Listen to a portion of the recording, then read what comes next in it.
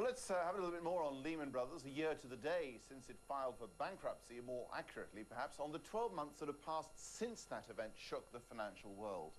What have we learned?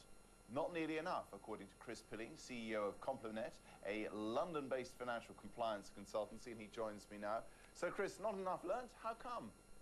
Well, I think what's happened over the last year is there's been a lot of political grandstanding. I think there's been very little that's come out in terms of real rules and regulations. I think, on the other hand, there has been encouraging signs we're hearing from our clients at Complinet, and they're the compliance people within the banks, that the attitudes are actually starting to change. They are seeing they're seeing that they're getting further up into the boardroom.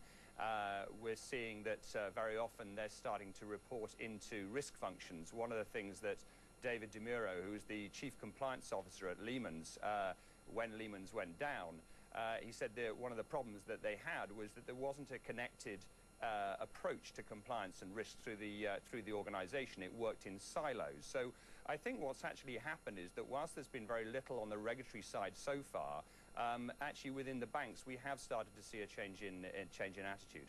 I suppose that's encouraging, because a change in culture, as you say, is very, very hard to impose from the outside. Regulation, however, is a different matter. A lot of people I know are worried about the fact that New York doesn't want to over-regulate and lose business. London, ditto. Paris and Frankfurt, ditto. Do you think that we stand any kind of chance of having a unified regulatory approach? The G20 have talked a good game on this, but basically they certainly haven't walked it, have they?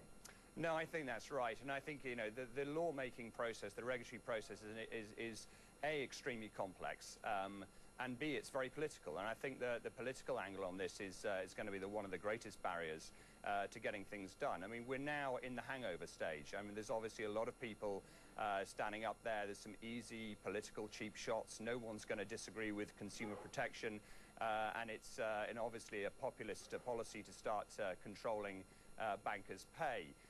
But actually, I think everyone has realised that unless we take a global approach to this, then financial centres are not going to want to be left on their own. They're not going to want to be the guys setting the highest standards in the market that might actually lead to deterioration in their competitiveness. OK, Chris Pilling from Complinet, boss of Complinet. Many thanks, Andrew.